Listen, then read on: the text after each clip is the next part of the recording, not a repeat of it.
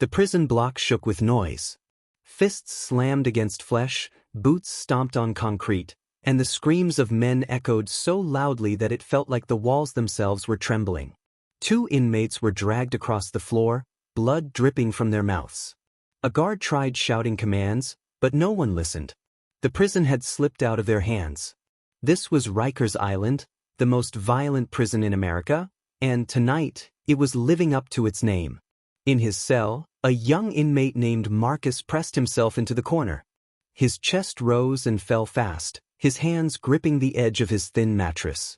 He had been here only 2 weeks, but already he understood that survival here was different. It wasn't about right or wrong. It wasn't about rules. It was about fear, power, and knowing when to stay invisible. A guard near the control booth reached for his radio, calling desperately for backup. But even as his voice cracked through the device, the violence spread like wildfire.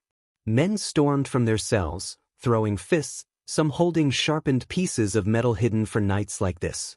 The air was filled with the smell of sweat and blood. Marcus couldn't look away. He watched as one inmate stumbled past his cell, blood dripping onto the concrete floor. His stomach turned. This wasn't a fight between 2 men, it was a war zone. And he was trapped in the middle of it. But life at Rikers wasn't always screaming and riots. Some mornings began quietly. The guards shuffled them into the cafeteria.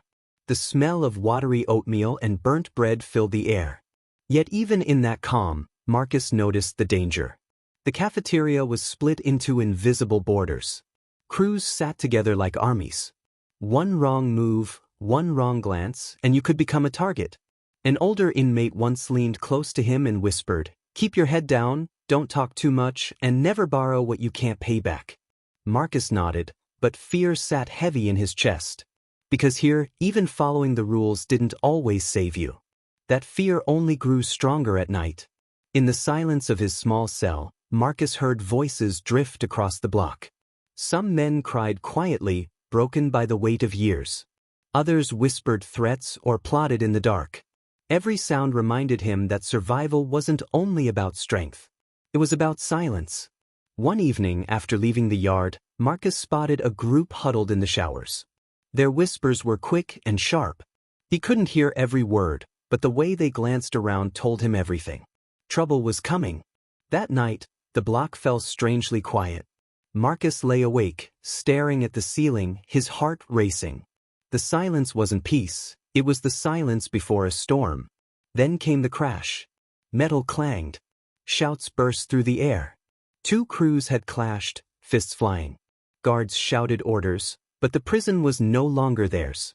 Marcus pressed himself to the wall of his cell as the chaos grew louder. An injured man stumbled near his door, blood dripping onto the floor. And then, the lights flickered. A second later, the entire block went black. In the dark, screams turned sharper. The sound of a shank sliding out filled the silence. Footsteps echoed, slow and steady, moving closer and closer to Marcus's cell. His breath caught in his throat. Something worse than a fight was about to begin. The darkness inside Rikers was complete. The flickering lights had died, leaving the block swallowed in black silence.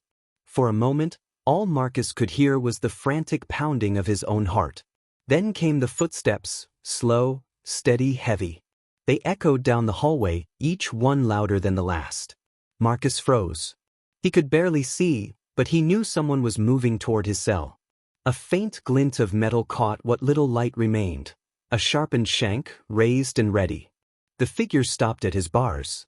Marcus pressed himself deep into the corner of his cell, his breath trapped in his chest. Just as the shadow leaned closer, a beam of light sliced across the block. A guard's flashlight cut through the dark. "Back up! Drop it!" the guard barked, voice trembling. The figure melted back into the shadows, disappearing into the noise. The light revealed chaos. Inmates fought in the darkness like wild animals.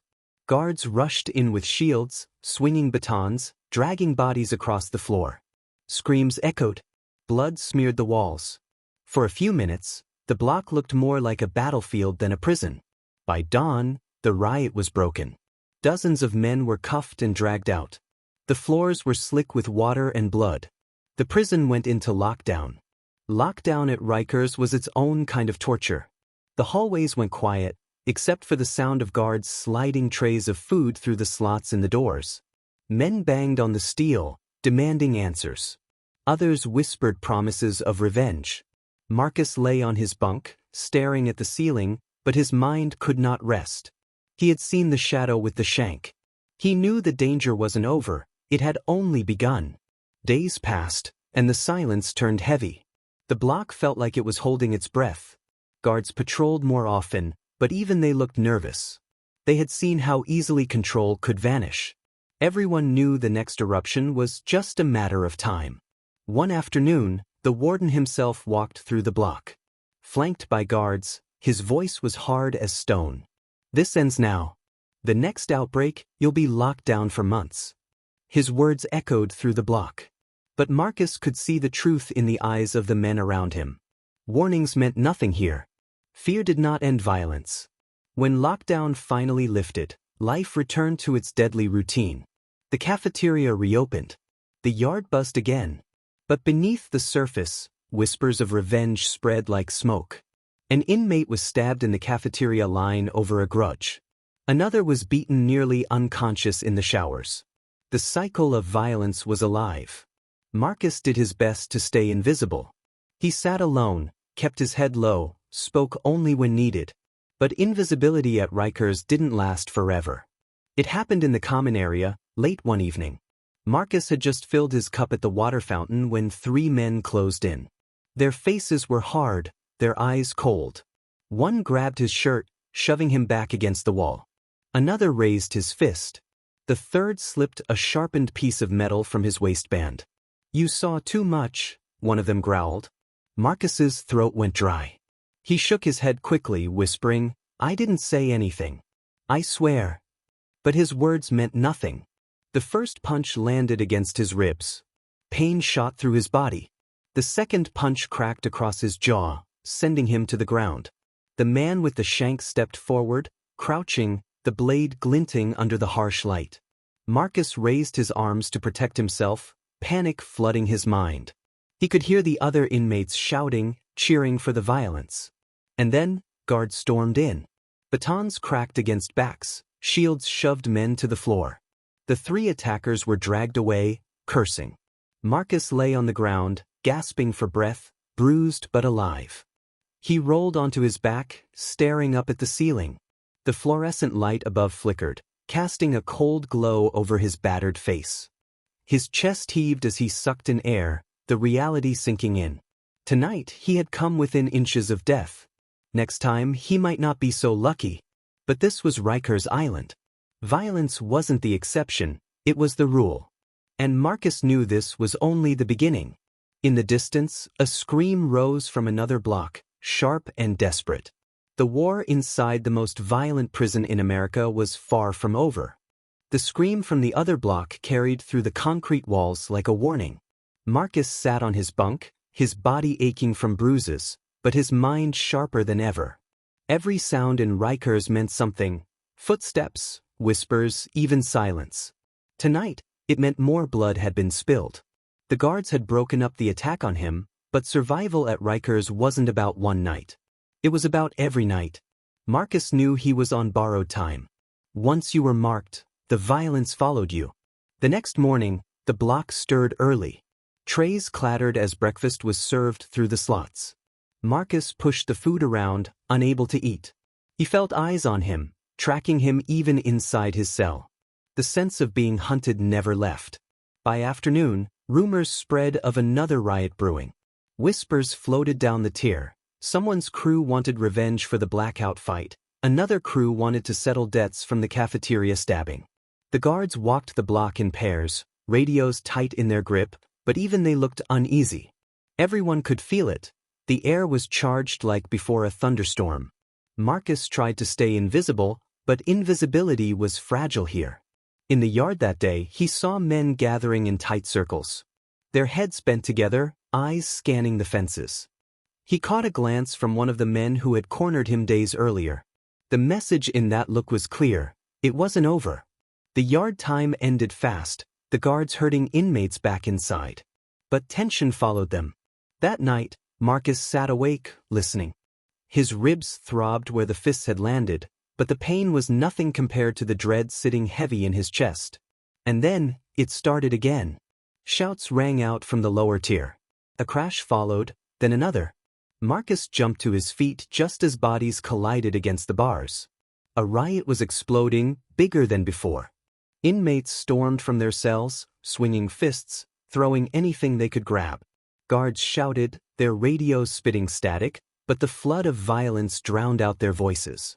Marcus's door was thrown open in the chaos.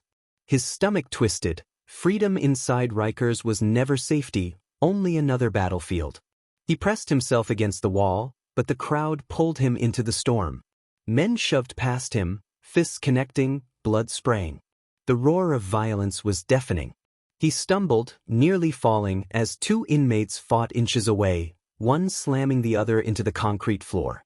Another rushed past with a shank in hand, face twisted with rage. Marcus's chest heaved.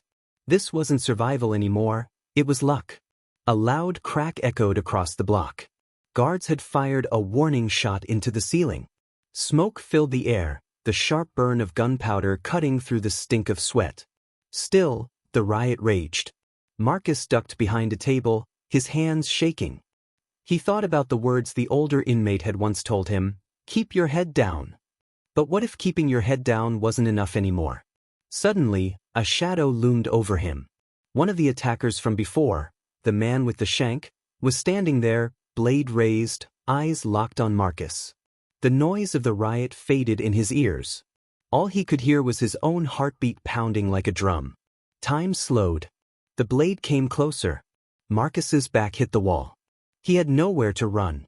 Before the strike landed, guards surged in from both sides, shields raised. They tackled the man to the ground, the shank clattering across the floor. The block was swarmed with officers, batons swinging, bodies dragged away. Marcus slumped against the wall, gasping, his entire body trembling. By dawn, the riot was over. The floors were slick with blood and water. Broken trays and shattered glass littered the block. Dozens of men were dragged out, cuffed and bleeding. Marcus was alive, but he knew the truth. Rikers Island wasn't just a prison. It was a battlefield where survival meant living one heartbeat away from death. There was no safety here, no peace. Only a cycle of violence that would never end.